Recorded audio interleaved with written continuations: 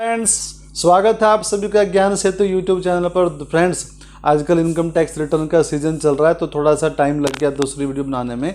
लेकिन फ्रेंड्स, जो ITR के साथ साथ आप ये मत भूलिए कि 1 अगस्त आने जा रहा है। 31 जुलाई तक तो अपने ITR निपटा लीजिए आप।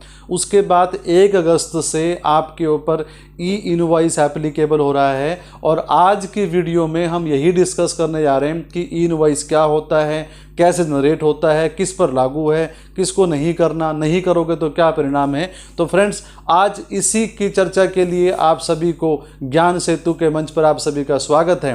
फ्रेंड्स, ई-इनवॉइस सबसे पहले आपको पता होगा कि रूल 48 सब रूल 4 है GST में। उसके तहत नोटिफिकेशन नंबर 13/2020 से ई-इनवॉइस लागू होना शुरू हुआ। और तब से लिमिट घटते घटते पहले 500 करोड़, 100 करोड़, ठीक है, वो लिमिट घटते घटते आज वो 10 करोड़ और फिर 5 करोड़ पर आज वो लिमिट आन पहुंची है। तो फ्रेंड्स, ये बहुत जल्दी जो है ये सब पर ही लागू होने जा रही है। तो अब आपको समझना बहुत ज़रूरी हो गया कि ई-इनवॉइस क्या है। नोटिफिकेशन नंबर 10/2023 सेंट्रल टैक्स 10 मई 2023 को जो इशू हुई, उसमें उन्होंने बोला, अभी मई की है, उसमें उन्होंने बोला कि 1 अगस्त से जिस भी डीलर की टर्नओवर, जिस भी सप्लायर की टर्नओवर, एग्रीगेट टर्नओवर अगर 5 करोड़ से ज़्यादा है तो आपके ऊपर ई-इनवॉइस लागू होगा। ठीक है फ्रेंड्स, ये तो होगी एप्लीकेबिलिटी, कब से लागू हो रहा है। प्रोसेस क्या है फ्रेंड्स, बड़ा सिंपल सा प्रोसेस। आपका जो इनवॉइस होता है ना, जो अभी तक आप बना रहे हैं इनवॉइस को, उसकी डिटेल आप जो भी इनवॉइस डिटेल होती है, एक पोर्टल है IRP पोर्टल, उस IRP पोर्टल पर आप डिटेल डालिए।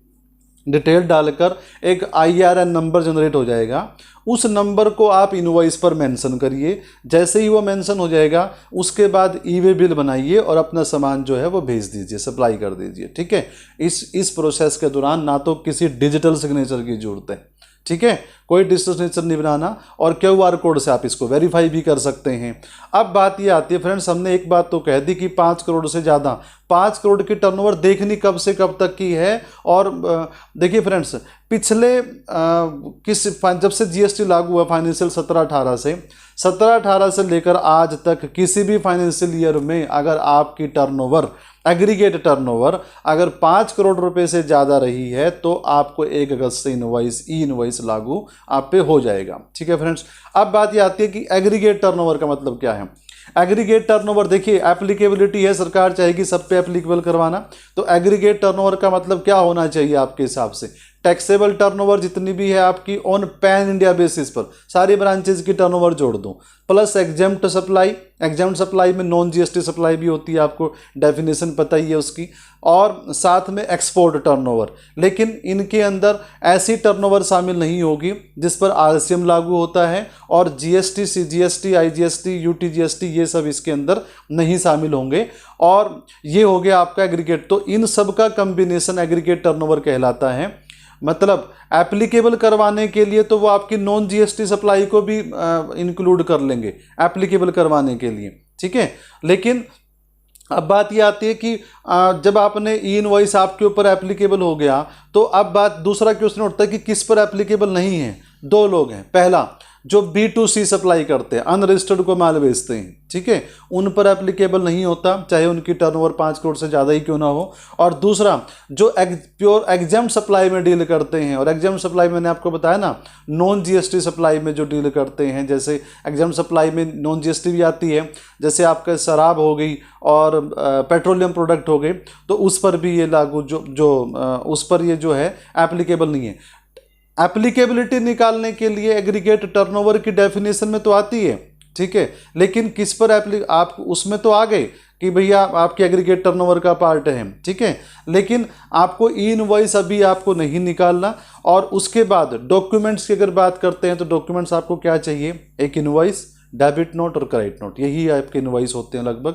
अगर आप ई-इनवॉइस नहीं बनाते तो क्या परिणाम निकलेंगे, परिणाम आपका जो इनवॉइस है वो वैलिड इनवॉइस नहीं होगा फ्रेंड्स। दूसरी बात, अगर वैलिड इनवॉइस नहीं है तो आपका जो बायर है, जो रिसीव कर रहा है आपसे गुड्स, उसको क्रेडिट नहीं मिलेगा, बहुत बड़ी समस्या, उसको ITC नहीं मिलेगा। और तीसरा, सेक्शन 122 के तहत 100% ऑफ टैक्स और 10,000 रुपये जो भी दोनों में से हायर होगा, ठीक है, जो भी दोनों में से हायर है वो आप पे पेनल्टी भी लग सकती है, ठीक है। और अब आपका अगला क्वेश्चन हो सकता है कि क्या ई इनवॉइस को हम कैंसिल कर सकते हैं।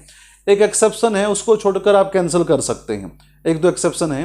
तो पहली बात तो 24 घंटे के अंदर अंदर आप कैंसिल कर सकते हैं, वो भी उसके बाद नहीं कर सकते। और एक्सेप्शन क्या है जिसके अंतर्गत आप ई इनवॉइस को कैंसिल नहीं कर सकते?